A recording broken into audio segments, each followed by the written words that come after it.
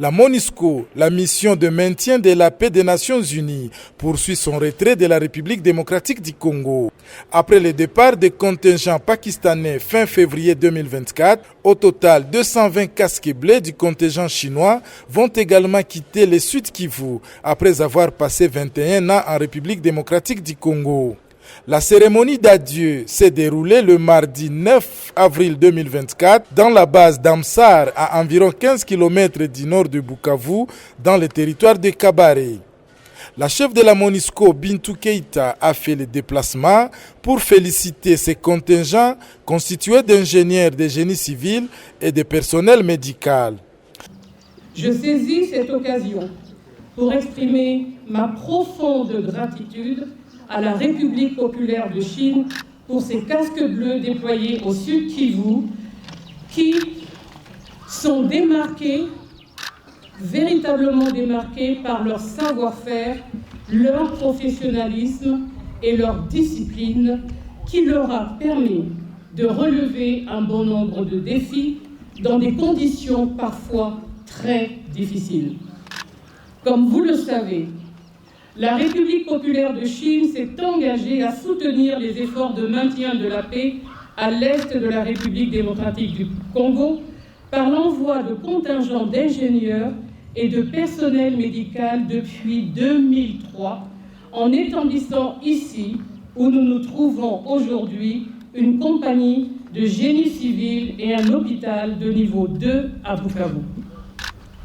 La compagnie chinoise de génie civil, dont les tâches principales étaient entre autres la réhabilitation des routes, la réparation des ponts, le compactage du sol, la construction de bases, la manutention de conteneurs, ont joué un rôle primordial afin de permettre la mise en œuvre du mandat de la mission dans la province du Sud Kivu, qui malheureusement fait encore face à de nombreux défis liés aux infrastructures routières. C'est ainsi qu'ils ont effectué des travaux dans différentes parties de la province à partir de leur quartier général de la péninsule et de leurs 3 détachements à Uvira, Baraka et Bunyakiri.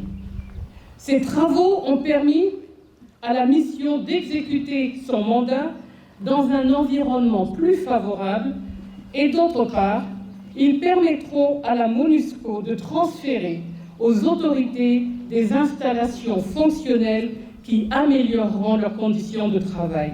Je vous en remercie.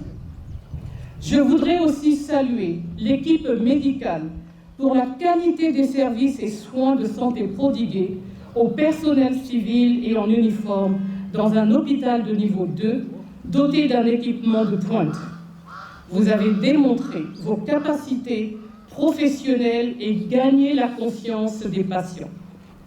En plus de l'aspect sécuritaire, je tiens à souligner que cette partie du pays, comme le reste du monde, n'a pas été épargnée par la pandémie de Covid-19.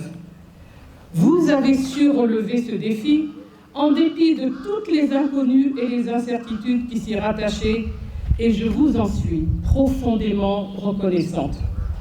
Durant les 20 années passées, la clinique de niveau 2 a prodigué plus de 30 000 consultations médicales, pratiqué 5 000 actes de chirurgie et entre 2021 et 2023 uniquement, vous avez soigné plus de 2000 patients.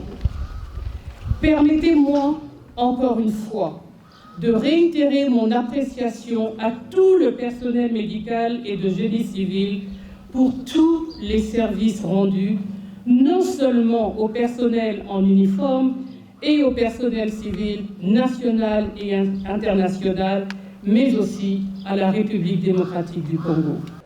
Présent à la cérémonie, l'ambassadeur de la Chine en République démocratique du Congo a déploré la persistance de la guerre dans l'est de la République démocratique du Congo.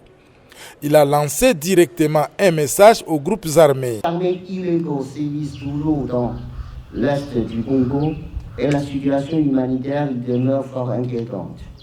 En tant que pays ami fiable et partenaire stratégique global de la RDC, La Chine soutient fermement les efforts du peuple congolais dans la sauvegarde de la souveraineté, de la sécurité et de l'intégrité territoriale et exhorte tous ces groupes armés, dont M23, de mettre fin à la violence et à l'atrocité et à se retirer des zones occupées. La Chine a toujours fait de son mieux pour accompagner le Congo dans le renforcement de ses capacités en matière de sécurité en lui fournissant des aides matérielles et financières. Ça va être dans le même esprit que le gouvernement chinois traitera de façon adéquate les équipements et matériels laissés après leur désengagement. La Chine appelle la communauté internationale à accroître son soutien à la hauteur du besoin humanitaire de la RDC afin d'atténuer la situation difficile que souffre la population dans l'est du pays. Que la paix, le développement et la prospérité se réinstallent au plus tôt possible dans l'est du Congo. Quant au gouverneur intérimaire du Sud Kivu, il a loué le travail abattu par ses contingents chinois dans le cadre du développement, mais également la santé et la paix à l'est de la République démocratique du Congo et en particulier dans la province du Sud Kivu.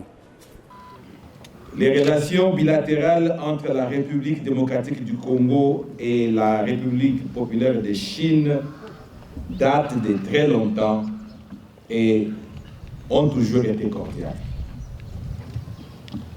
La preuve éloquente se traduit par le fait que depuis avril 2023, que la République démocratique de Chine, aux côtés d'autres pays amis, a déployé son tout premier contingent au sud du Kivu.